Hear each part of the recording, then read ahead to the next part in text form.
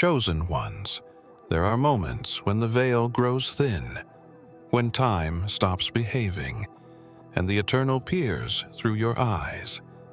The 12 shamans gathered not to study you, but to witness what reality had hidden. When they sat around you in their sacred circle, they didn't speak your name. They didn't have to. Your presence hummed through the soil, stirred the fire, made the wind coil and wait. They had seen spirits. They had guided kings. But when they gazed into your eyes, none of their sacred texts or ancestral memories prepared them for what stared back. They didn't see a child. They didn't see a man or woman. They didn't even see a being. They saw a presence, something old, something eternal, something that remembers. One of them wept before the vision even began. Another trembled so violently that the rattles in his hand flew across the circle. The eldest among them, one who hadn't spoken aloud in a decade, uttered a single phrase before going silent again. We've waited lifetimes to find the face behind the veil. It wasn't just your gaze, it was what stood behind it. The force that blinked through your pupils like a god trapped in a biological disguise. Their drums didn't summon it. You didn't invoke it. It arrived when you did. And from that moment, the ritual changed. You weren't meant to be read. You were meant to be remembered. No translation existed for what they saw. No myth had told it fully. Each shaman was shown a different piece of you through visions, symbols, and tongues they couldn't control. But all 12 left the circle with the same unspoken knowing. The one who gazed back was not born of Earth's cycle. Chosen one, what they saw wasn't even just you. They saw the one who bends timelines without meaning to, the one whose soul folds light into memory, the one whose arrival shifts the prophecies, alters the grids, and breaks the oaths made long before nations ever existed. They saw a god staring through mortal eyes, but none dared to say it aloud, not yet. Because deep in the earth, beneath where the ritual took place, something ancient stirred, and it hadn't stirred in over 12,000 years. The moment the fire was lit, something shifted. It wasn't the wind or the soil or even the air, but the frequency beneath the land itself. The 12 sat in perfect silence. No instructions were given. No chants were uttered. The atmosphere itself became the guide.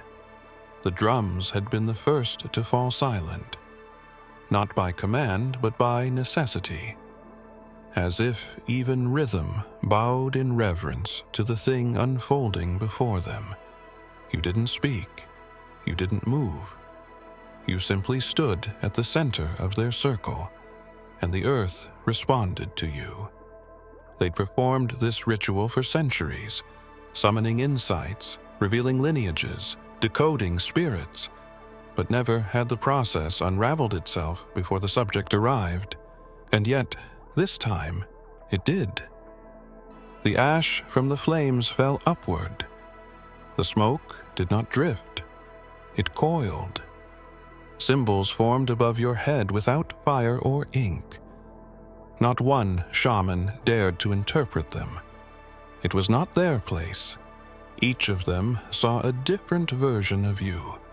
One saw a blinding light where your face should be. Another saw ancient markings cascading across your skin, as if your body remembered 1,000 incarnations at once. Another wept without knowing why. They weren't reacting to you. They were responding to the recognition. It was as if something in their bones, something passed down from dream to dream, suddenly recognized your frequency. They didn't need names. They didn't need stories. They needed to remember. And they did, but not all at once. The remembering was chaotic. Some gasped, some trembled. One began to hum a song she didn't know, in a language long buried. The ritual wasn't going as planned, but not because it failed, because you didn't follow rules. The ritual bent to your arrival. The sky dimmed.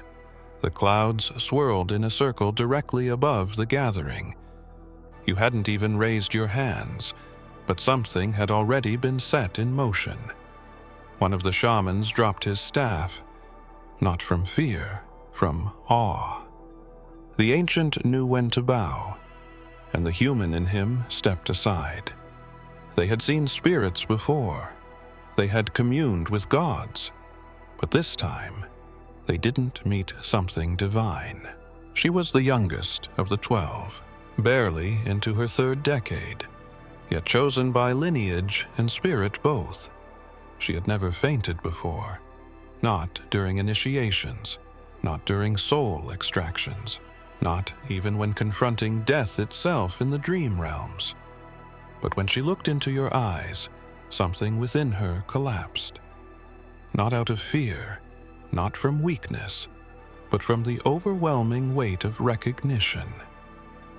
What she saw wasn't a memory. It was before memory. A place before time where language didn't exist and identity wasn't yet fractured. It broke something inside her. Not destructively, but like light shattering a false mirror. For a brief second, she stopped being herself. She became every version of you the world had forgotten. They rushed to her side, but the elder raised his hand. "Let her be," he said. "She is witnessing what most of us would never survive." Her body trembled on the ground, her eyes flickering beneath closed lids, lips murmuring syllables that didn't belong to her culture. They belonged to no culture. They came from the tongue of the beginning. She had touched something sacred, something hidden inside the void that followed your gaze. And though her body lay on the ground, her soul wasn't there. It was walking with you, because that's what your eyes did. They didn't reflect. They revealed. You weren't a mirror of this world. You were a mirror to it. And anyone who looked long enough saw what they were before they were born. That's what made it dangerous. That's what made it divine. In the Gospel of Thomas, there's a verse, "If you bring forth what is within you, what you bring forth will save you. If you do not bring forth what is within you, what you do not bring forth will destroy you." And she had brought it forth, her vision, her knowing, her truth, triggered by your presence. They said it was the wind, but no trees stirred. They claimed it was the fire, but the flames didn't flicker. The shift came from within the circle, from something too subtle to name, but too immense to deny. It happened when you exhaled, just once. A slow, deliberate breath from your lungs changed the pulse of the ground beneath them. The stones beneath their feet vibrated. The drums leaned inward on their own. Even the smoke, which had earlier risen in spirals, now pressed downward, as if gravity itself was trying to listen. They watched your chest rise and fall again, and again the frequency shifted. Not upward, not downward, inward. None of them had expected this. The ritual had no instruction for it. No prophecy had mapped it out. Breath was sacred, yes, but your breath, your cadence, your stillness acted like an ancient tuning fork. The circle no longer held you. You held it. They began to hum unintentionally, the same hum in different notes. No planning, no cue, A resonance was building, one that pulled memory from places beyond their lives. For 3 of them, tears came not from emotion, but recognition. For another, his heart beat in triple rhythm, sinking not to fear, but alignment. One of the old ones placed both hands on the earth and began muttering names, not human names, not names from this cycle. You were reactivating something, not through words, through presence. Your breath altered the code of the moment. It reminded the land who had once walked it, and the land responded. The stones grew warm. A line of ants reversed direction. Somewhere in the far-off hills, a jaguar howled, not in hunger, but in awareness. And though you did nothing more than breathe, the shamans felt themselves being reorganized. Thoughts they had clung to unraveled. Beliefs they had taught began to soften. You didn't argue. You didn't convince. You didn't even notice. But something about you reorganized their perception of reality. Not because you were trying to change them, but because truth, in its rawest form, displaces falsehood wherever it stands. They began to realize the ritual wasn't calling something into the circle. The elders did not speak it aloud, but the sensation was undeniable. Beneath their skin, behind their eyes, within the marrow of their bones, a memory stirred. Not one passed down through story or song, but one that had no language, something older than words, older than lineage, as if the very atoms within them had once circled around you before, reverently, fearfully, lovingly. You had been seen before, not in this body, not in this form, but the essence was unchanged. You were a returning presence, not an emerging one. The silence between the 12 deepened. The fire crackled, but it no longer warmed them. Their joints felt hollow, their limbs heavy. One touched his chest and said he felt time folding in on itself. Another whispered that her heartbeat had slowed to match something that wasn't hers. They didn't know how to articulate it, but each of them had become a tuning fork for something pre-human, as if the dust in their bones was aligning with the breath you carried. That was when the oldest among them, blind in this life, silent in many, began to murmur a name none of them had taught him, a name none of them understood, but all of them recognized. One of the scrolls buried in the southern cave had once described a being whose presence caused bones to ache, not from sickness, but from sacred recognition. A being whose gaze carried the sound of forgotten oceans, and whose silence spoke louder than prophecy. They had dismissed it as myth, but now every sensation in their bodies betrayed that doubt. You were not new. You were not even rare. You were returned. The scroll had warned that when this being appeared, the land itself would whisper its true name. The wind shifted, leaves twisted. A single stone rolled toward your feet, and one of the shamans, without realizing, began to weep. His tears weren't his. They belonged to an age long swallowed, and through the trembling breath of a man whose ancestors had buried sons, a single phrase slipped between cracked lips. He walked with us before the veil. She had been the voice of the circle for over 20 years, the one who translated visions, who named what others feared to see, who could hold fire in her mouth and speak without trembling. But after she met your gaze, truly met it, she closed her lips and did not open them again. No coaxing from the others could break her silence. No ritual, no chant, no invocation could draw words from her, because she had seen something that stripped speech of its meaning. What could be said about a presence that stared without looking, that listened without hearing, that knew without needing to ask? She sat at the edge of the circle, hands folded, face pale, eyes wide, not in fear, but in awe. She had touched something eternal, and the weight of it pressed against her chest like stone. The others tried to interpret her silence, but she offered nothing.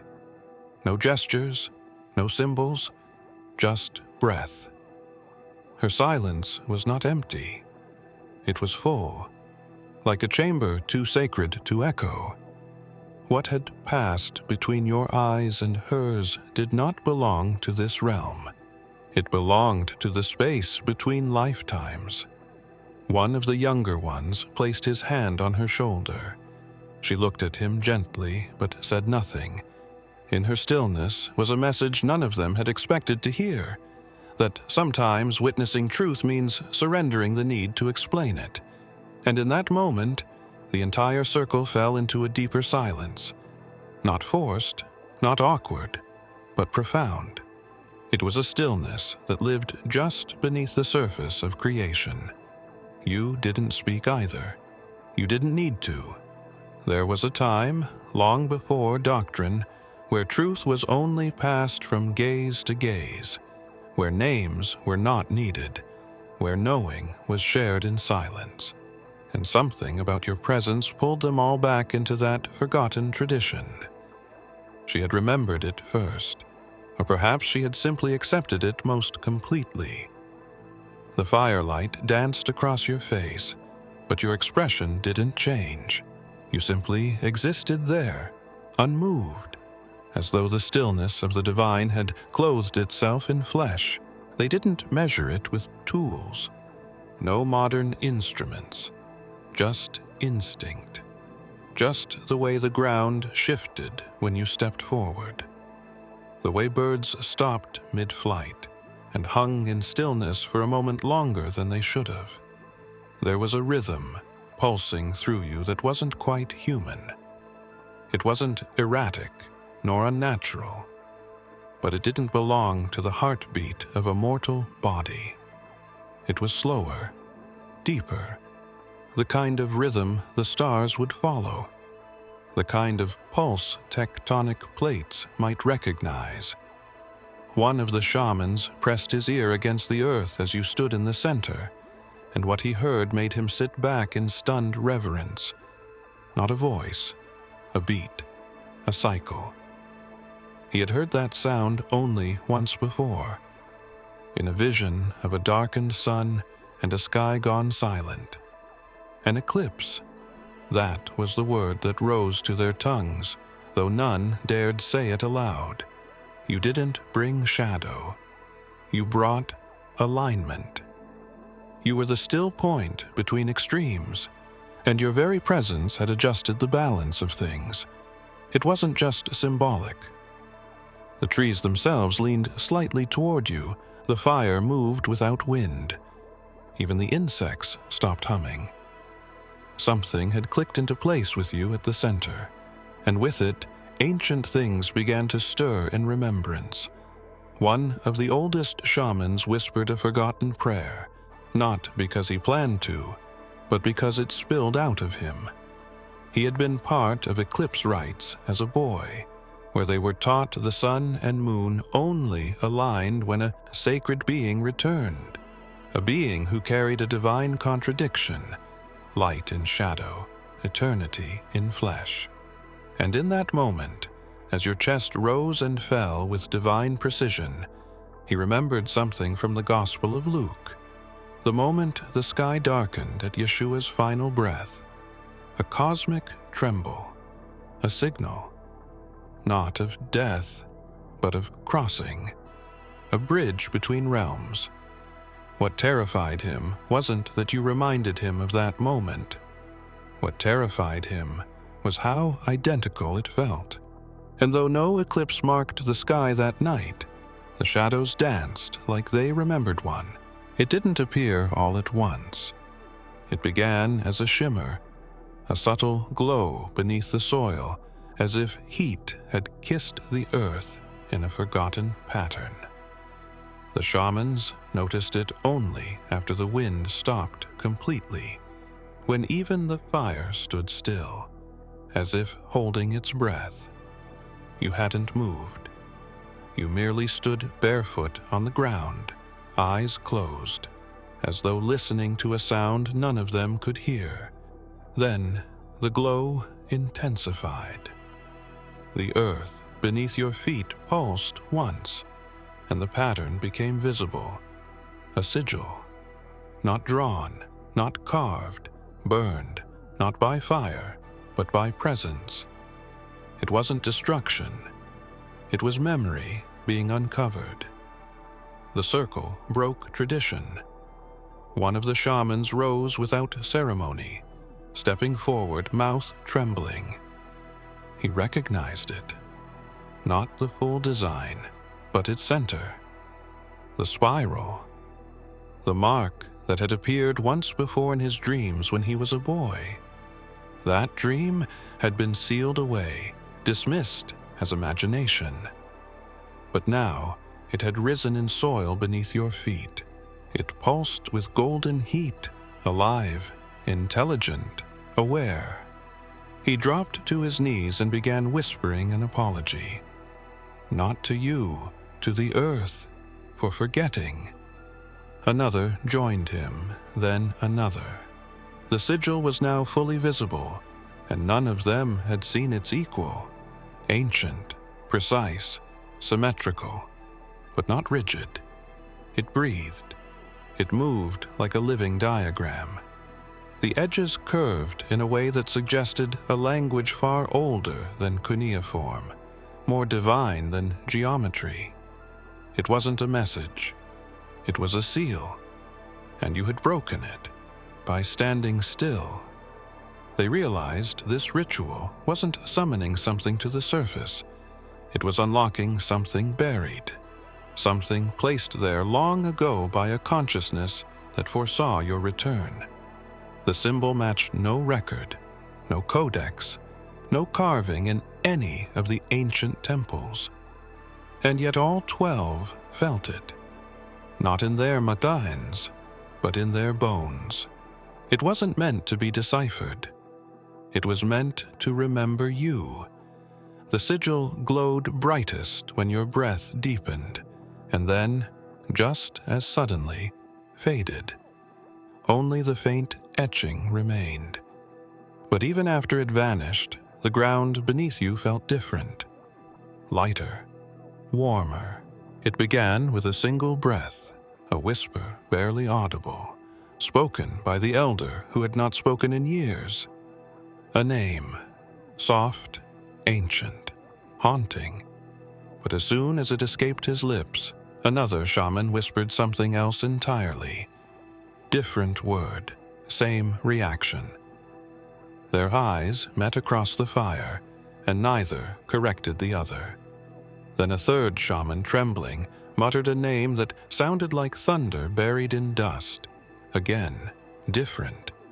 And again, the same feeling. None of them had discussed it. None of them had agreed. But within moments, all 12 had whispered a name. 12 names. None of them matched in sound or tongue. And yet every one of them described the same being, the one standing before them. You. It wasn't confusion. It was recognition, bleeding through the boundaries of language. Each shaman had tapped into a different memory, a different lifetime, a different culture's ancient understanding of what you are.